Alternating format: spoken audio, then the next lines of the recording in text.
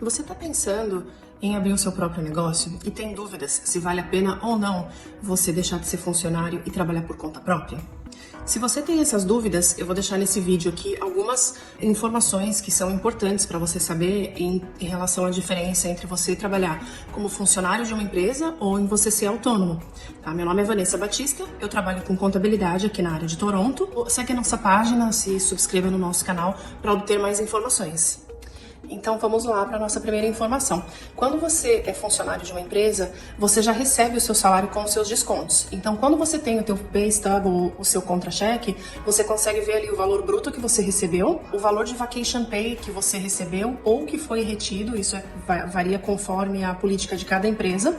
E você consegue ver os descontos, que são a CPP, que é Canadian Pension Plan, que é o desconto para sua aposentadoria, o desconto do EI, ou Employment Insurance, que é o desconto para seguro-desemprego, caso você seja mandado embora do teu trabalho, ou caso você tenha que sair em licença maternidade, ou tenha alguma situação de doença, você pode aplicar para o seguro-desemprego. E você tem a dedução do teu imposto de renda em folha. Então, no final do ano, geralmente você vai receber um tax form, que se chama T4, e com esse tax form você vai preparar sua declaração de imposto de renda. Vamos considerar que você só trabalhou para uma empresa durante o ano, provavelmente você vai ter descontado o suficiente e no final do ano, na época da declaração, é possível que você receba uma restituição, dependendo de outras situações familiares. Tá? Então, essa é a primeira informação quando a gente fala de trabalho como funcionário. A segunda informação, quando você trabalha como autônomo, é que você vai receber os rendimentos todos em bruto, não vai ter nenhum desconto. Porém, você vai conseguir descontar despesas que são relacionadas à sua atividade profissional para reduzir o seu rendimento líquido, e no seu rendimento líquido é onde você vai pagar o seu imposto. Então, a alíquota de imposto que você vai pagar no final do ano vai depender de quanto foi o teu rendimento líquido.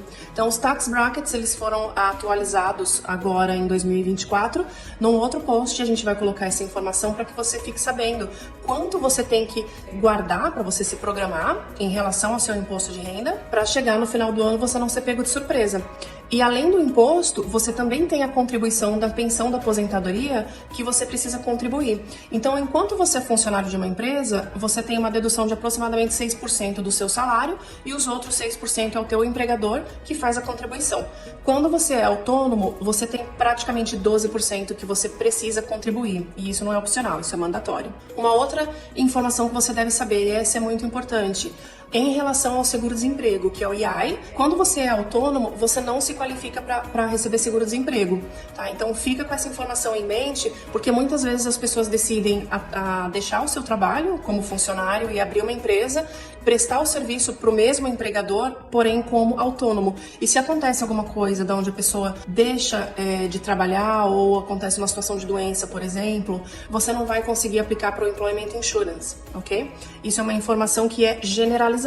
E uma outra informação que talvez te ajude nessa decisão se você quer ou não, se vale a pena ou não você deixar de ser funcionário para ser autônomo, é que em relação ao seguro-desemprego mesmo, o EI, existe um registro que você vai fazer com o Ministry, com o Service Canada, Employment Insurance Special Benefits for Self-Employed. Ou seja, você pode se cadastrar com o Service Canada para receber seguro-desemprego em casos de situações especiais. E essas situações especiais praticamente são para você se qualificar em receber maternity leave, que é a licença maternidade, e benefícios em relação à doença, ou se você precisar sair ou deixar de trabalhar por um período para tomar conta de alguma pessoa da tua família que está numa situação de doença, tá? Então essas são informações importantes para você decidir se vale ou não a pena você deixar de ser funcionário para ser autônomo.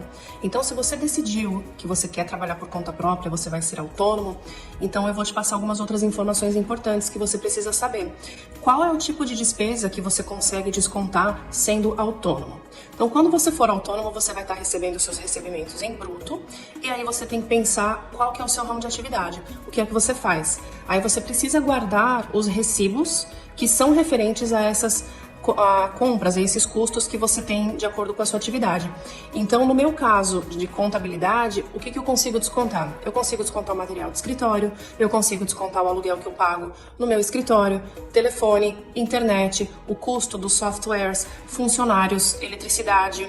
Se eu sair com algum cliente para estar falando sobre algum imposto de renda, por exemplo, em um restaurante, eu consigo colocar essa despesa de restaurante na declaração para reduzir o meu imposto, reduzir o meu rendimento e eu pagar menos imposto. Se a pessoa trabalha na área da construção, por exemplo, além disso, dessas despesas que no geral são materiais de escritório, a compra do material que a pessoa vai fazer para estar fazendo os projetos da construção, a gasolina que a pessoa vai gastar, buscar um material ou falar com o fornecedor, ou enfim, para fazer o serviço, não só gasolina, como seguro de carro, estacionamento, a 407, reparo e manutenção, conta de telefone, internet. E é importante você guardar os recibos, por quê? Porque se o governo precisar fazer alguma revisão em alguma categoria que você está colocando um tipo de despesa, geralmente eles vão te pedir os 10 recibos que têm o valor mais alto. Então você precisa apresentar recibo. Caso contrário, eles não vão aceitar o tipo de despesa. Muita gente prefere ir só por extrato de banco. Na contabilidade, a gente consegue fazer a contabilidade através do extrato de banco para algumas atividades, mas tem outras atividades, por exemplo, que está relacionada a serviço de restaurante, por exemplo. Normalmente a gente precisa dos recibos, por quê? Porque quando você tem um restaurante, você vai fazer uma compra no mercado, por exemplo, tem alguns itens que eles são sujeitos a IGST, outros não são. Então a gente precisa dos recibos justamente para isso.